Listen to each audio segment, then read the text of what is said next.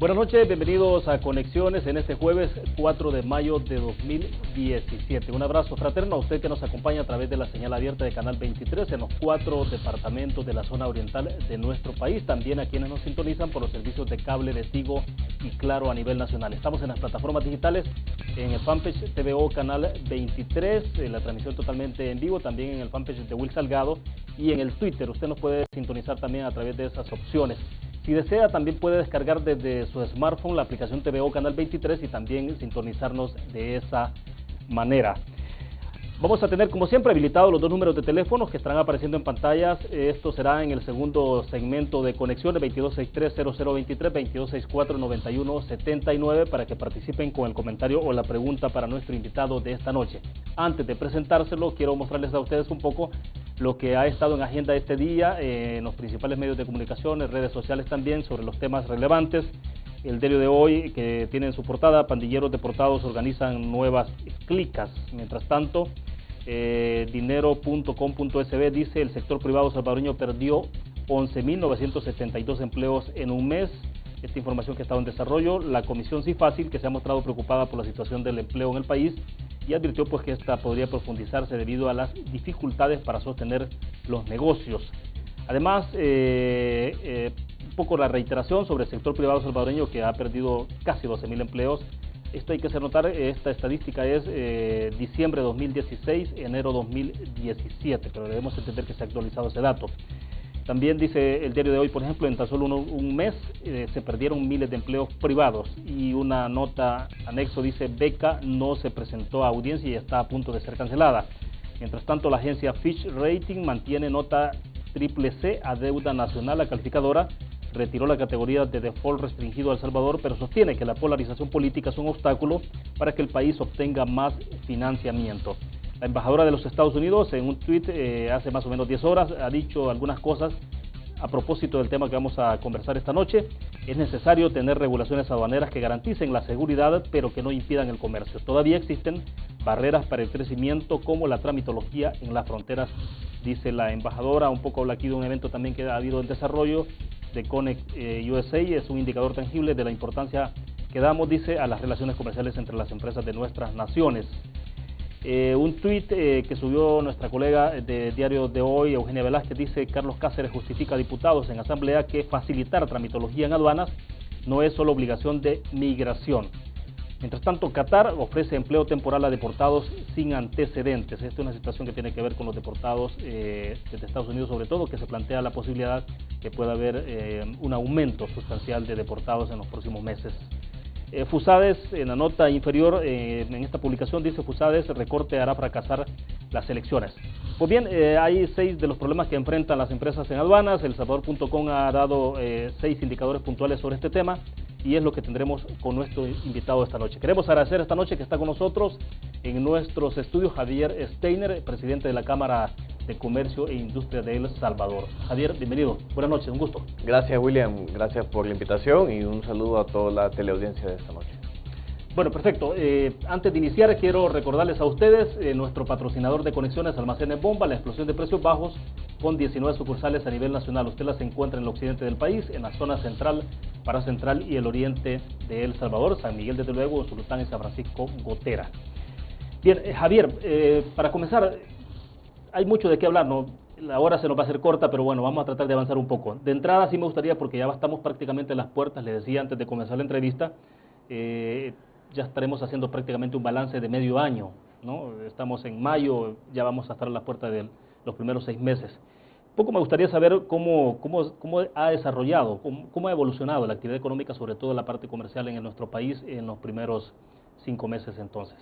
Bueno, William, claro que ya estamos entrando al mes de mayo. La verdad que el año está pasando de manera muy rápida. Ya concluyó el primer cuatrimestre del año y creo que los resultados han sido mixtos, ¿verdad? Creo que todavía no estamos viendo el impacto de todos o las consecuencias de todos los problemas que estamos afrontando en El Salvador ahorita, porque además no tenemos las cifras oficiales de muchos temas. Apenas hemos conocido las cifras del Seguro Social, de todas aquellas personas que están cotizando, lo que nos da un parámetro específico de cuánto empleo formal hay en el país de enero, y recién hay algunas cifras que podemos también dar a conocer de febrero, pero Claro. yo creo que para dar un panorama, lo que se nos viene y de dónde venimos. El año pasado cerramos apenas con un crecimiento de 2 puntos y un poco más de crecimiento económico. Creo que lo primero en señalar es que hablar de que si es 2.4, 2.0, 2.2 es muy poco para el país. Los problemas que tiene el país deberían de afrontarse de manera más agresiva, hablando de crecimientos mucho más grandes, arriba del 4 y del 5%. ¿Por qué menciono esto? Porque el crecer al 2.4, como lo confirmó el gobierno, es todavía una cifra muy débil, muy frágil para cualquier movimiento y que pueda cambiar eso. Una cifra que sea más o menos, digamos, aceptable de cómo puede mostrar que el país puede ir por un buen camino. ¿Qué podría ser? ¿Un 3%? Mínimo un 4 o un 5% para que podamos tener el gobierno la solvencia de poder afrontar con Claro. digamos que sus compromisos, pero sobre todo crecer a un 4 y un 5% nos daría un parámetro de estar generando los suficientes empleos en el país, oportunidades para todos los salvadoreños y que las empresas estén creciendo. Yo creo que partamos de que deberíamos de tener por lo menos el doble de crecimiento. Pero al inicio del año, usualmente las preguntas eran, ¿cuáles eran las proyecciones para este año 2017? Yo creo que las proyecciones decíamos que iba a ser un año más o menos igual que el año 2016, Sí. a menos que pasara algo muy drástico. Que no veíamos y no creíamos que pudiera pasar algo muy drástico. Pero yo creo que en las últimas 3, 4 semanas nos hemos dado cuenta que aquí en El Salvador las cosas han cambiado muy gravemente. Primero, una imposición de un salario mínimo, que sí estamos de acuerdo, que debíamos, que el salvadoreño y todos deben de ganar más y ojalá pudiéramos ofrecer salarios mucho más altos de los que están pactados ahorita.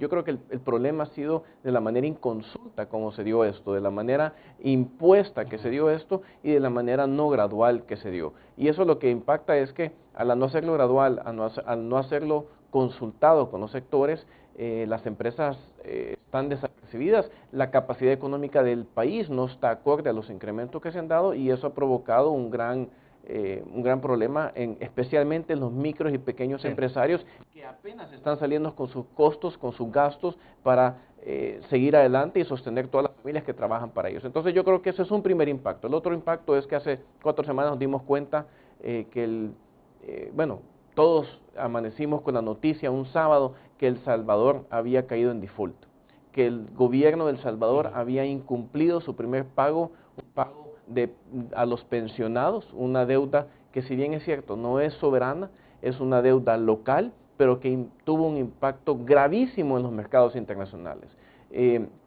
Esto es, y quiero poner un ejemplo muy sencillo de qué es lo que ha sucedido, porque a veces dicen, bueno, el impago y eso a mí cómo me afecta. Primero nos afecta como país. Esto es como que doña Juana en la colonia va todos los días a comprar algo a la tienda, y constantemente pide fiado, pide que le presten, y constantemente doña Juana paga todas las veces. ¿Qué pasa? Llega un día y no cumple con ese pago. Rapidito, esa tienda, lo que sucede es que todas las tiendas de la colonia rápidamente se dan cuenta que doña Juana ya no está pagando y nadie le va a volver a prestar a doña Juana. Eso es lo que le puede pasar a El Salvador, y es que rápidamente se corrió la noticia de que El Salvador había incumplido un pago, que el gobierno, teniendo el dinero, teniendo los mecanismos para pagar, no había cumplido con una deuda, y entonces muchas de las puertas para El Salvador se le cierran. Y eso es lo que le pasaría a doña Juana en una tienda y en una colonia, nadie más le volvería a prestar, y si le volverían a prestar sería a un interés muy alto y con muchas condiciones, y es lo que prevemos que a El Salvador le va a acabar pasando. Y ahora, es ¿usted cree que el Ejecutivo, por ejemplo, en algún momento determinado estaban claros o habían previsto que iban a caer en ese tipo de dificultades? Porque, bueno, uno escucha a veces un poco de especulación y dicen, bueno, parece que había funcionarios dentro del Ejecutivo que estaban conscientes de esa posibilidad y hicieron las advertencias, pero parece que tampoco les escucharon. Pero, claro, porque ahora lo que estamos viendo es las calificadoras de riesgo inmediatamente pasaron a otra categoría más baja al país, ¿no?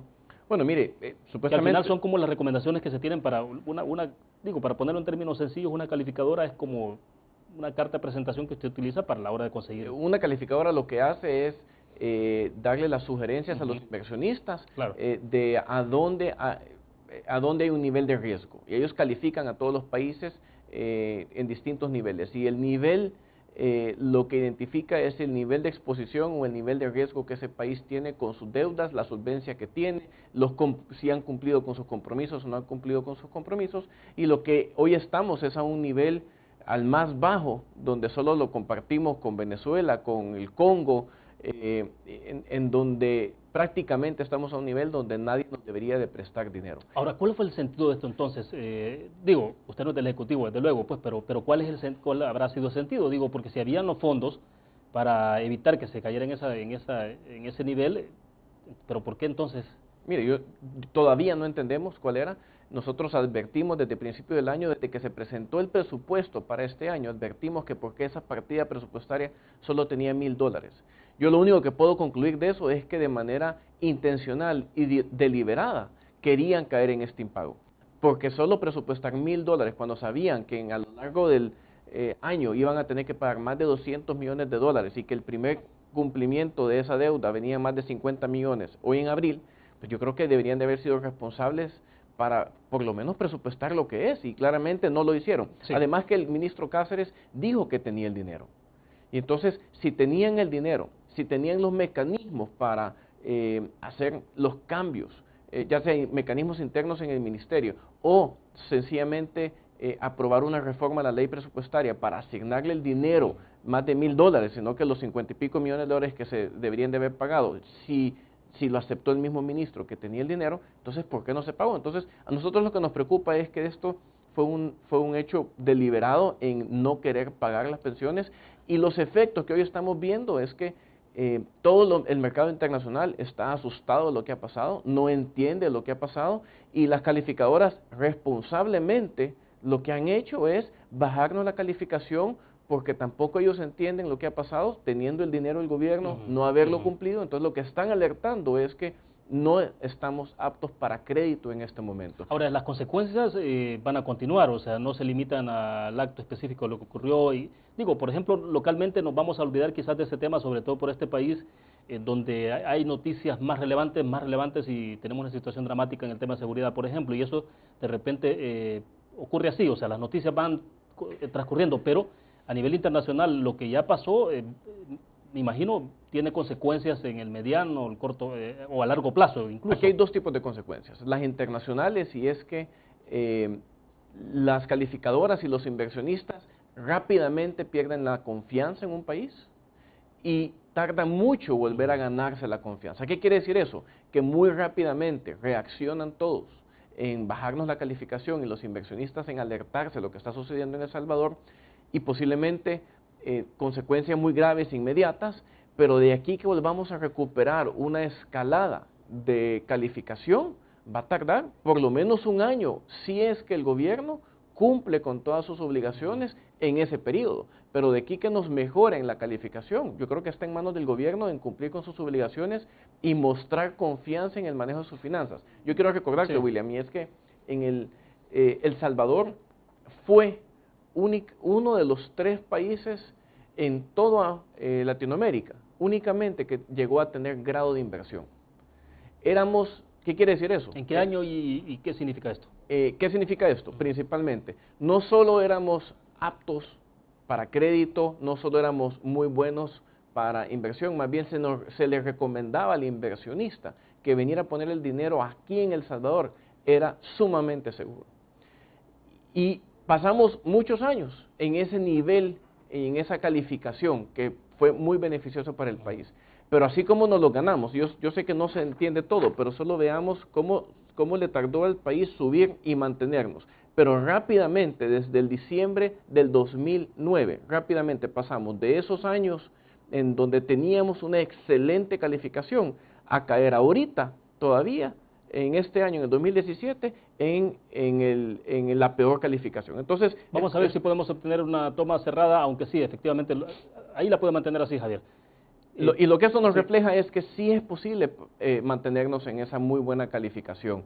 Pero yo pregunto, ¿por qué en los últimos 7 años se han tomado las medidas incorrectas y irresponsables para que rápidamente se nos vaya bajando de calificación. Y eso la barra azul, perdón, por ejemplo. Estas son las tres calificadoras, las tres calificadoras, ¿verdad? Cada una en su nivel, cada una con su eje, ¿verdad? De cómo nos valoraban. En el año 1999, más o menos, fue cuando ya logramos llegar a los mejores ratings que El Salvador había tenido. Nos mantuvimos por muchos años, 9 años ahí, y a partir del 2009, diciembre del 2009, cayó. O sea, ya con la nueva administración de Mauricio Funes y después Salvador Sánchez Serrano. Así es. Desde entonces, las calificadoras han venido degradándonos en el nivel de riesgo. Entonces, lo que esto quiere decir es que en los últimos años ha habido un muy mal manejo de las finanzas y que los inversionistas y las calificadoras han tenido temor en cómo el gobierno está afrontando sus obligaciones, y claramente el nivel de riesgo ha subido, y eso es lo que al final los inversionistas ven para venir a poner el dinero en El Salvador. Yo creo que esto es lo que preocupa. Y cómo, la segunda consecuencia, ¿cómo nos afecta eso aquí adentro en El Salvador? Lo primero de mencionar es que eventualmente ¿cómo se traduce esto? Es que el dinero que viene a El Salvador a través de la banca privada o a través del mismo gobierno central va a venir a tasas mucho más altas. Y si viene el dinero, va a venir más escaso. Lo que quiere decir es que internamente el costo del dinero, lo que nos cuesta prestarle al banco, va a ser todavía más caro. Si ya de por sí las empresas estaban sufriendo en la situación precaria que está la economía y ya era difícil salir adelante, hoy con intereses más altos, esto va a ser todavía más difícil. ¿Qué va a causar esto? Desempleo, alza de precios y un sinfín de problemas que ya no deberíamos de estar sufriendo más. De acuerdo, nos vamos a quedar en ese punto, Javier. Cuando regresemos, me interesa que profundicemos un poco más sobre la estadística de la pérdida de empleo. Porque creo que claro, esto va a tener un impacto, está teniendo un impacto directo sobre el bolsillo de la población y por lo tanto, desde luego, sobre la canasta básica, sobre la comida de la familia. Vamos a hablar de esto y también un poco sobre el tema de tramitología, la situación de las aduanas, un poco cómo lo están enfrentando ustedes. Vamos a ir a una pausa. Cuando regresemos vamos a tener habilitados los dos números de teléfono, los tiene usted ahí en pantalla. Y recuerdo a ustedes, mientras tanto, nuestro patrocinador de conexiones, Almacenes Bomba, la explosión de precios bajos, con 19 sucursales a nivel nacional. Ya regresamos.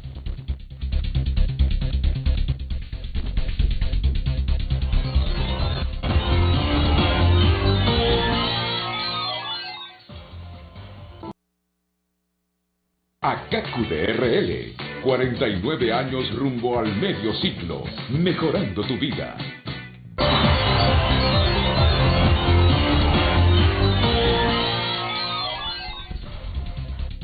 Es un gusto que siga con nosotros. Estamos transmitiendo en vivo desde la ciudad capital San Salvador para todo nuestro país y el mundo, desde luego a través de las plataformas digitales. Antes de continuar con nuestro invitado, recordarles a ustedes que ACACU DRL cuenta con 6 agencias en la zona oriental de manera particular, en San Miguel, Santa Rosa de Lima, Usulután, San Francisco Botera y en La Unión, donde hay 2 agencias, ACACU Centro y Oficina Principal. Pues bien, dicho esto, Javier, a ver, entonces, en el tema del empleo, ¿no? Decíamos, esto tiene un fuerte impacto sobre la actividad comercial, desde luego, pero también tiene impacto directo sobre la familia. Uno se piensa, ¿qué pasa cuando la mujer o el hombre, que si los dos trabajan, uno de ellos o los dos pierden su ingreso mensual, ¿no? O sea, se está en riesgo todo lo que tiene que pagar una familia, pero bueno, debo entender que diciembre, enero eran más o menos la estimación de 11.972 empleos, pero usted me decía antes de comenzar la entrevista que tiene alguna información mucho más actualizada. Sí, claro.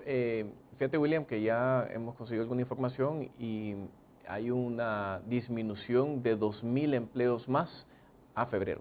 Significa que ya se perdieron más de 13.000 empleos de lo que va del año, ¿verdad?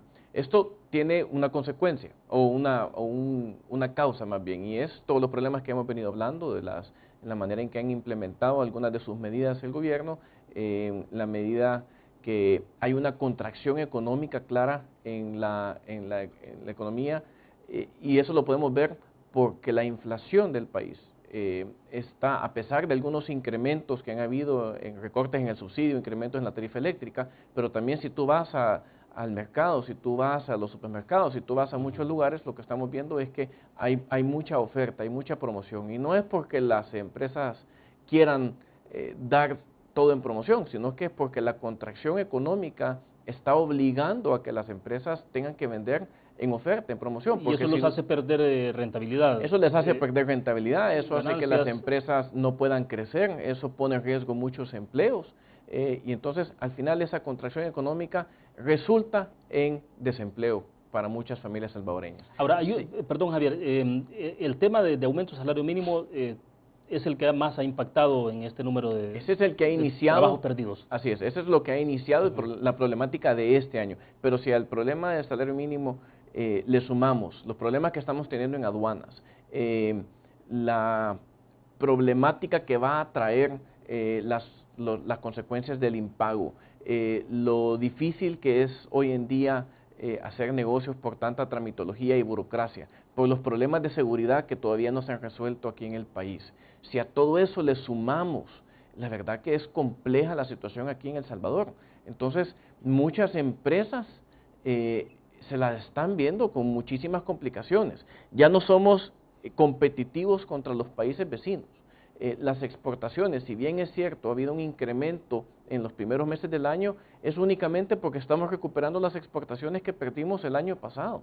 Pero a nivel de competitividad, el estudio que se hizo el Foro Económico Mundial el año pasado, es que habíamos pasado desde el 2005 de haber sido el tercer país más competitivo en el área centroamericana a ser el país con menos competitividad en el área centroamericana. Eso lo que nos pone es una gran desventaja con nuestros países vecinos. Cuando ellos no tienen la problemática tan grave como nosotros la tenemos, claramente las empresas se ven complicadas, muchos inversionistas extranjeros prefieren llevarse empleos a los países vecinos.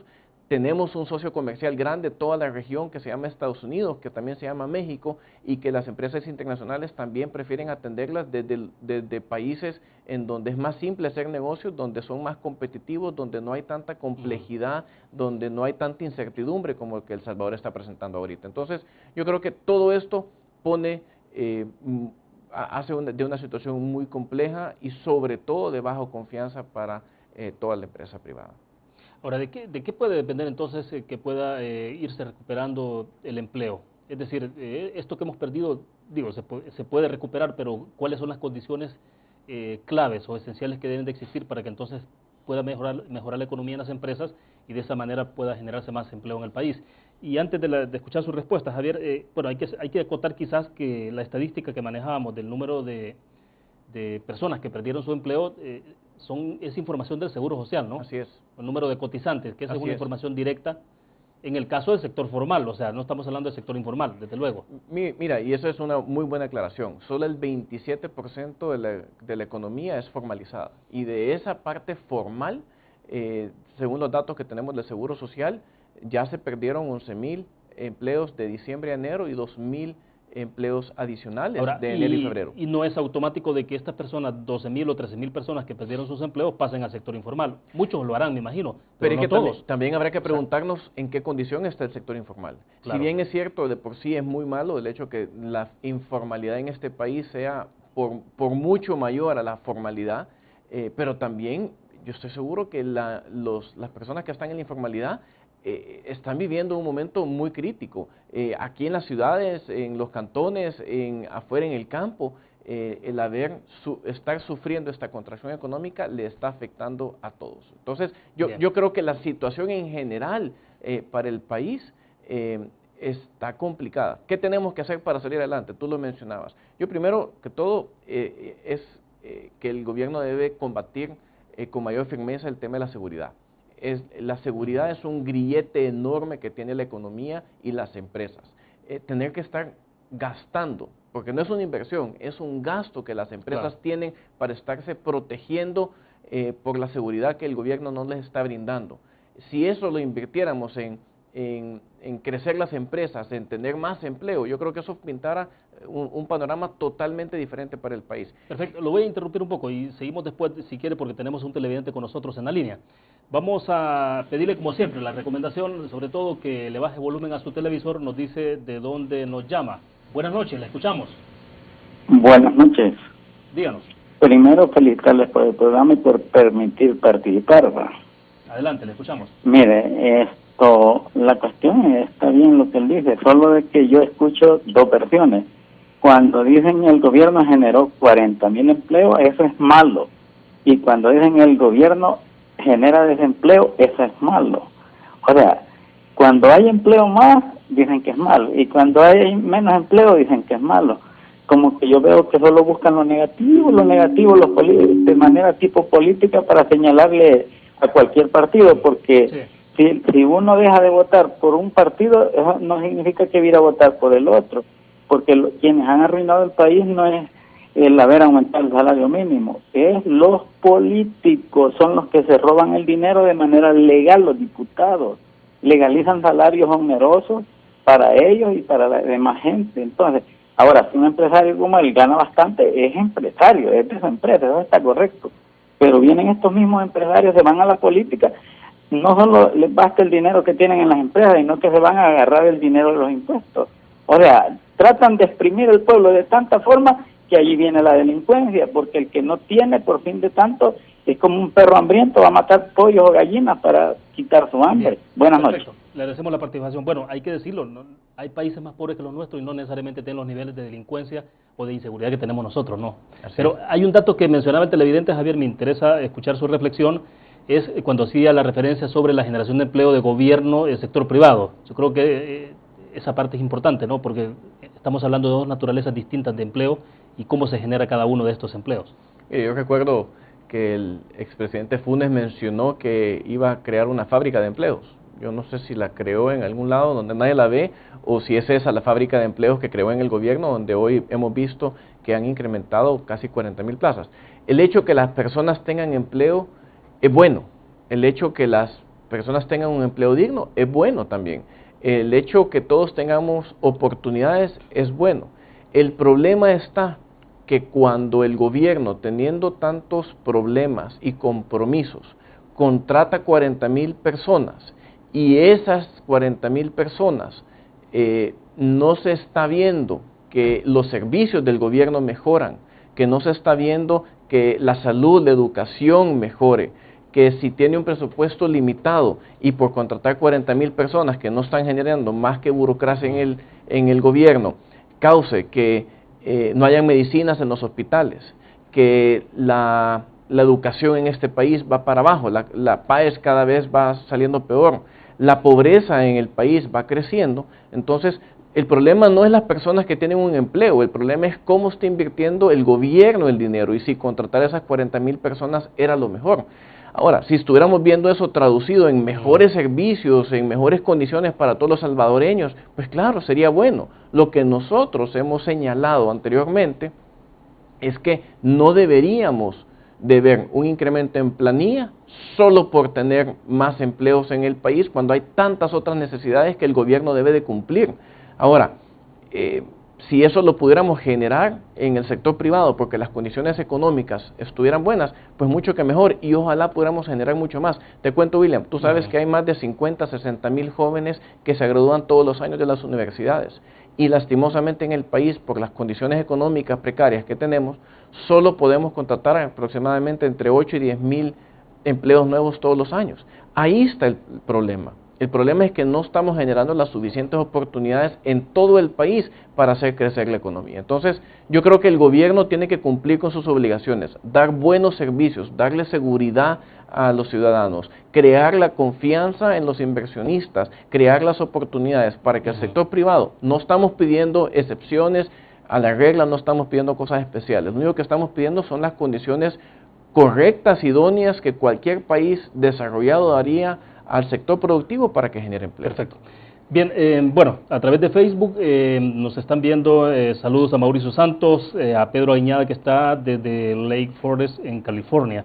Mario Martínez también nos escribe de Santiago de María y a Moisés Portillo, que también está con nosotros a través de la transmisión en Facebook. Bueno, tenemos a alguien más con nosotros en la línea, siempre la sugerencia para usted que le baje volumen al televisor para que nos evitemos la retroalimentación y nos degenere la plática. Si nos dice, por favor, ¿de dónde nos llama? Buenas noches. Buenas noches, de San Salvador. Díganos, le escuchamos. A mí me preocupa lo que dijo el panelista que tiene ahí. Sí, díganos. Es la juventud. Yo soy un microempresario de mariscos. Sí. aquí en la tiendona no pueden entrar jóvenes a trabajar de otra colonia que no sea del mismo sector ahí.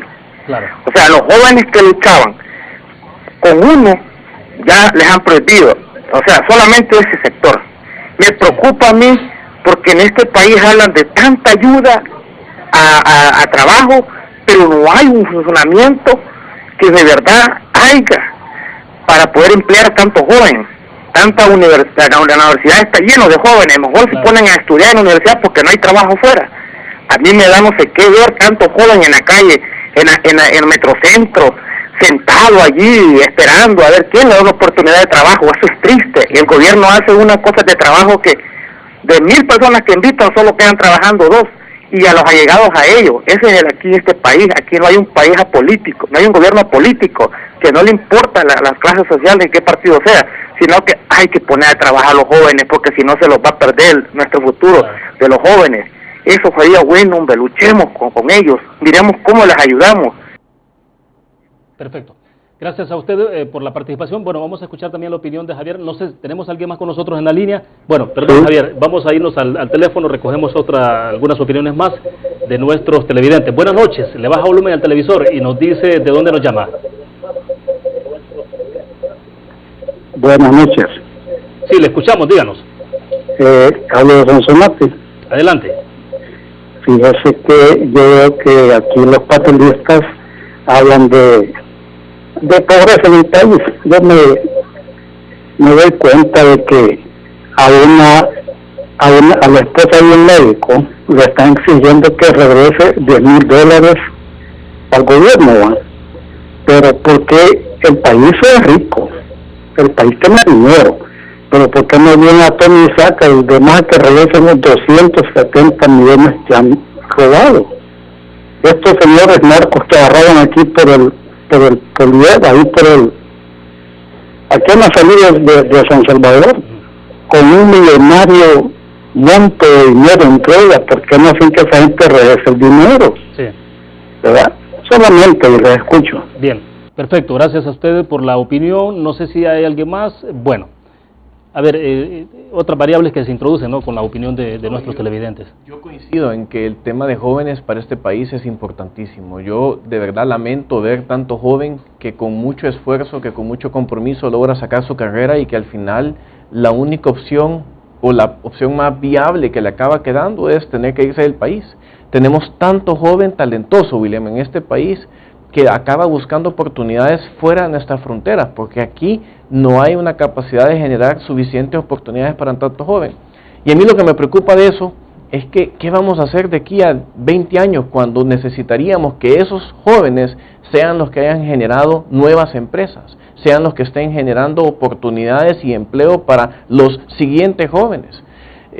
Está claro que en este país la gran mayoría de empresas son micros, pequeños empresas, que son familiares, que pocas de ellas pasan de una generación a otra, y que un país lo que necesita es generar nuevas empresas a través de los jóvenes para que esos sean los que le den el sustento al país en el futuro. Ahora, se puede ir construyendo alrededor de esto una especie de olla de presión bastante compleja, ¿no?, más compleja de lo que tenemos, me imagino. Uno piensa, bueno, ¿qué está pasando con estos jóvenes sin trabajo?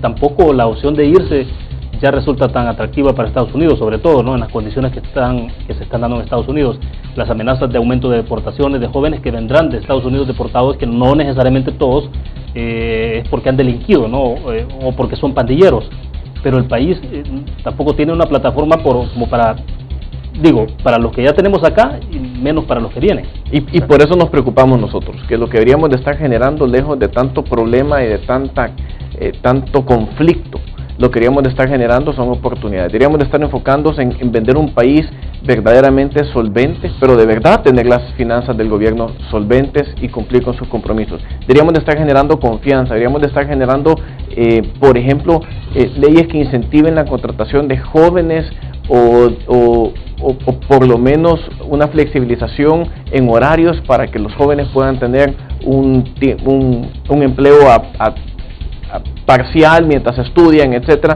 Deberíamos de estar generando incentivos para distintos sectores que puedan estar contratando jóvenes. Aquí hay una gran apuesta a turismo, aquí hay una gran apuesta a la tecnología, a servicios. Aquí hay mucho talento en el habla inglés que deberíamos de estar fomentando. ¿A dónde están esas iniciativas? El sector privado las puede proponer, pero si las condiciones no son las correctas y lo que estamos viviendo hoy es un acoso general y que las condiciones vienen lejos de mejorar, vienen desmejorando, yo creo que también eso desmotiva a mucha gente. Entonces, nuevamente, lo que nosotros pedimos es por lo menos un nivel de estabilidad y confianza para seguir adelante. Y yo creo que los jóvenes merecen mucho más que eso. Perfecto, vamos a hacer la última pausa. Javier, cuando regresemos hablemos del tema, o más bien el problema en las aduanas. Lo que tenemos acá, declaraciones que ha dado a través del Twitter la embajadora de los Estados Unidos haciendo referencias sobre el tema aduanero y también la tramitología en la frontera. Vamos a una pausa, regresamos con más de Conexiones.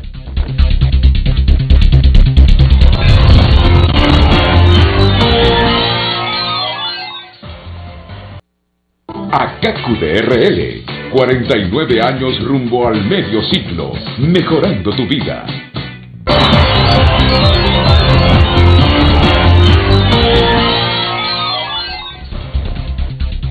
Bien, les recordamos a ustedes que es importante que abra su cuenta de ahorro o incremente sus depósitos a plazo fijo y participe en la rifa de un Toyota Hilux doble cabina y 6 estadías para 4 personas en el Hotel Royal de Cameron, gracias a ACAT. Pues bien, Javier, para cerrar un poco, el otro tema relevante, desde luego, tiene que ver con la situación y que está muy candente en este momento, ¿no? Porque la semana pasada vimos a través de redes sociales la advertencia que hacía uno de los representantes del sindicato, debo entender, de pilotos o conductores, como decimos nosotros en Guatemala, le dicen pilotos, ¿no? Sí. Donde advertían de que si no se regularizaba la situación, o se normalizaba la situación y se agilizaban los procedimientos para poder introducir, para poder pasar por las fronteras de El Salvador, pues iba a haber un paro. Finalmente el paro no se ha llevado a cabo, pero la situación sigue compleja. Lo que tenemos en pantalla, y lo mostrábamos temprano, es la embajadora de Estados Unidos, donde dice ella que es necesario tener regulaciones aduaneras que garanticen la seguridad, pero que no impidan el comercio. Es decir, cómo jugar con esos dos elementos. No es importante tener seguridad, pero que también haya agilidad en los procesos. Y dice ella, todavía existen barreras para el crecimiento, como la tramitología en las fronteras. Pero bueno, compártanos, Javier, y si me interesa esta parte, que usted nos pueda dar algunas estadísticas un poco de cuánto tiempo están tardando en este momento los furgones para poder pasar, bueno, desde el proceso que se inicia, digamos, para poder hacer una importación de productos, o lo que lleva de tiempo en la misma aduana. Mira, William, este es un problema muy grave. Si ya de por sí aquí estuvimos exponiendo algunos temas que eran de altísimo impacto para las empresas, este es un tema que todavía le pone una restricción más grande a la economía. Ya sabemos que nuestro país importa casi el doble de productos de lo que nosotros exportamos.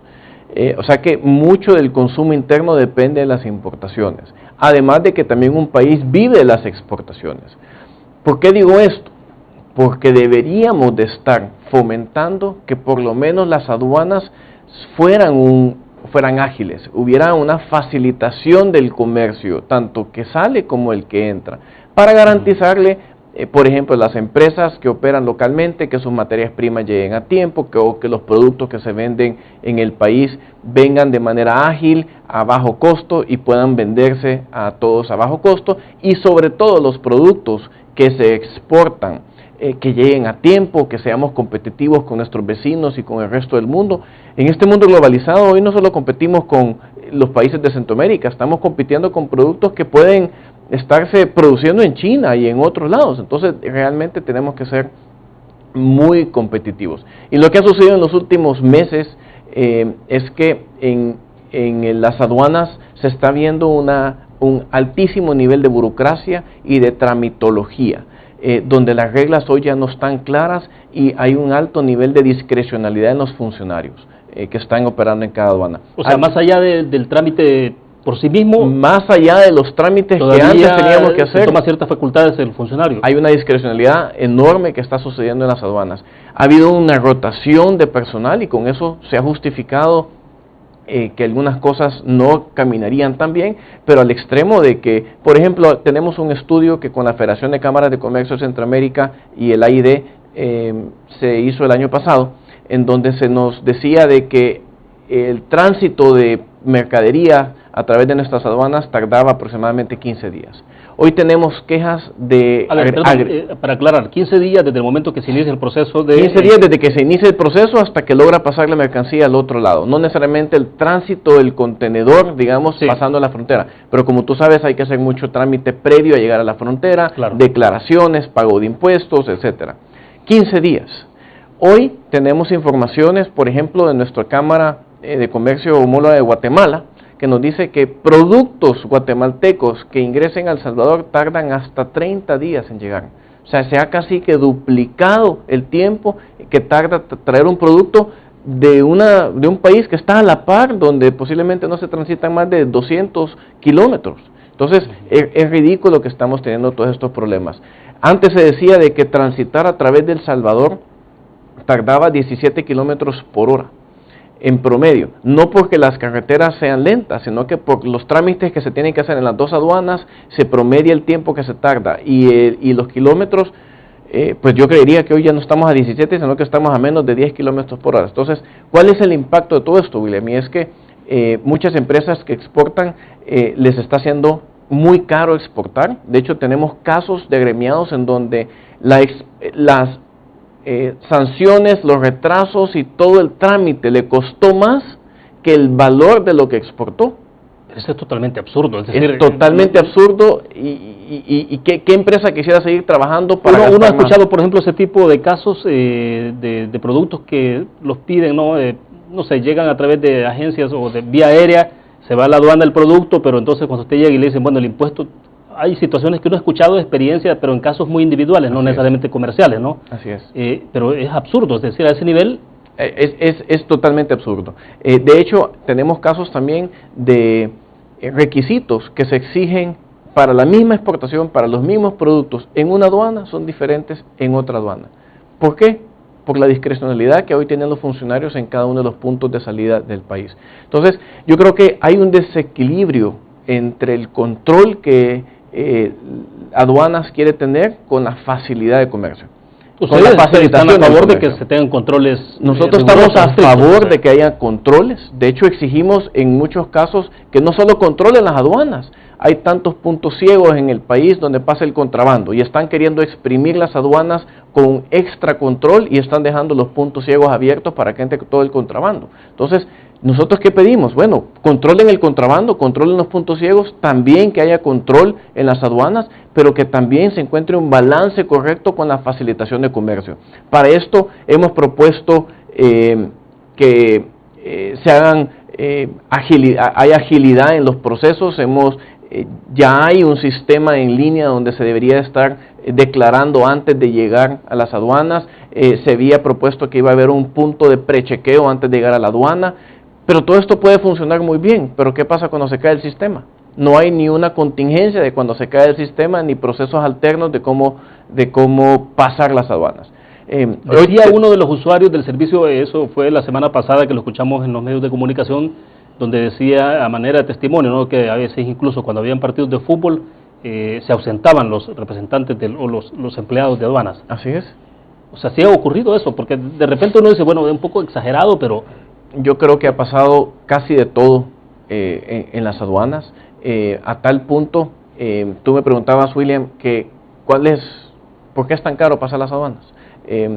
Tú sabes que hemos calculado de que un vehículo parado en las aduanas, un camión parado en las aduanas, cada día que esté ahí estacionado le cuesta a esa empresa y a los que llevan la mercadería aproximadamente $100 diarios. Entre alimentación, parqueo, estacionamiento, todo. Eso es el costo operativo ahí, pero el hecho de que el producto no esté en vitrina, no esté expuesto, no se lleve... Eso cuesta todavía más. Pero si un camión pasó ahí parqueado una semana, ya son $700 más de lo que cuesta hacer un trámite normal. ¿Cuánto tiempo está tardando en este momento, por ejemplo, el paso en el POI? ¿Usted compartía hace algún momento? Hoy, por ejemplo, hoy teníamos información que habían 4 kilómetros de fila de contenedores, desde anoche a hoy en la mañana, más lo que se habrá acumulado el día de hoy. Esos son contenedores que posiblemente están queriendo pasar para llegar a cumplir con la fecha de un barco que los va a recoger. ¿Qué pasa si no llegan a tiempo? El barco se va, no nos espera. ¿Qué causa eso? Incumplimiento con los clientes, penalidades con los clientes, que posiblemente los clientes busquen otras empresas de donde abastecerse de manera más sin fallas. Entonces yo creo que eso lo que nos está haciendo a nosotros como salvadoreños o como empresas salvadoreñas es siendo menos atractivos para los clientes o para aquellos que de alguna manera les mandamos también materia prima. Entonces, ahora estamos hablando, Javier, de furgones que vienen con productos para El Salvador, pero no o van también en tránsito. Eso es en tránsito, ¿verdad? Puede ser en tránsito, acordémonos que nosotros estamos... Es la misma dificultad, ¿no? La misma dificultad, ¿verdad? También para productos que están entrando al país. Hemos tenido muchas quejas de perecederos, de frutas y verduras que entran al país y que muchas veces se quedan varadas en la aduana, se arruinan en la aduana y ya no pueden entrar. Esas son pérdidas para el empresario guatemalteco y también incremento de precios por la escasez de los productos aquí en El Salvador. Entonces, el impacto de esto es generalizado. ¿Qué hemos pedido nosotros? Y nos vimos muy complacidos con la ley que es la reforma a la ley de simplificación aduanera que se hizo algunas semanas, en donde por lo menos ahí se reducían los tiempos de respuesta de las aduanas, en donde también inclusive el sector privado se iba a esforzar en cumplir con menores tiempos para presentar toda la documentación, que estamos acostumbrados en hacerlos. Pero al final, ¿qué pasó? El presidente lo declaró inconveniente, la vetó y no lo aprobó. Entonces, ¿a dónde también está la voluntad del mismo gobierno de apoyar al sector productivo, que es quien al final le paga los impuestos al mismo gobierno para que puedan sacar adelante sus compromisos y cumplir con los servicios a los salvadoreños, si no nos están ayudando? Entonces, esto se vuelve muy, muy complejo, Willy. Como Cámara de Comercio, ¿ustedes han tenido reuniones con el Ejecutivo o el Ministro de Hacienda? ¿O esto se está manejando estrictamente a nivel de Asamblea Legislativa? Bueno, en el caso de la ley es un tema de Asamblea Legislativa, ¿no? Porque podría tener la posibilidad la Asamblea Legislativa de superarse si tiene mayoría calificada, pero este no es el caso, porque el FMLN tiene en este caso entonces la llave de la mayoría calificada, en inversa, ¿no? O sea, así es. Nosotros nos hemos reunido con el director de aduanas, con el Ministerio de Economía, hemos hecho acercamientos a través de CIFácil también, hemos hecho pronunciamientos públicos también, hemos hecho un sinfín de esfuerzos para tratar de llegar a un término medio, por lo menos, de la situación que se está viviendo. La ley era por lo menos un avance para empezar a solucionar el problema. No lo solucionaba del todo. No. Mire, yo creo que para eso está el control. Yo creo que nosotros como Cámara lo que siempre hemos dicho es que a donde hay abusos, pues que se corrijan los abusos. Pero también que no se sobrecontrole a tal punto que se vuelven inoperantes las aduanas, porque yo creo que hemos llegado al punto en donde ellos lo que quieren es incrementar su recaudación, pero todo lo contrario, cuando vuelven inoperantes las aduanas, en donde hoy mucho menos mercancía pasa por las aduanas, menos recaudación tienen ellos por las mercaderías que pasan por ahí. Entonces también no le conviene, si esa fuera la prioridad para el gobierno, tampoco le conviene al gobierno lo que está sucediendo. Yo tengo aquí unos datos, William. El año pasado el Banco Mundial sacó su índice de desempeño logístico y hemos hecho una comparación del 2014 con el 2016. Para poner un ejemplo, en el 2014, en la eficiencia de pasos en frontera de aduanas, estábamos en la posición 51. Hoy, o el año pasado, estamos en la posición 107.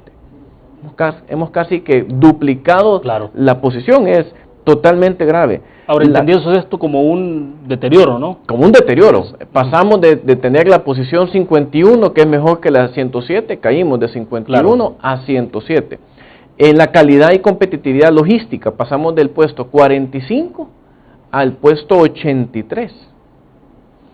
En el ranking logístico general, de la posición 64 a la posición 83.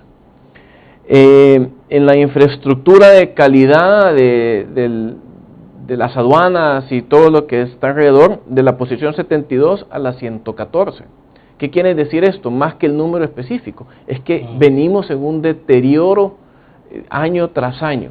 Si queremos ser competitivos como país, si queremos por lo menos ser atractivos para los mercados internacionales, deberíamos de fortalecer las aduanas, deberíamos de hacer los pasos ágiles, con sus controles y sus procedimientos y sus leyes a cumplir, pero que por lo menos hayan disposiciones de agilidad que le permitan a los empresarios y a todo el sector ser competitivos y ser ágiles. Aquí recordémonos que no solo es para exportar, esto es también para importar.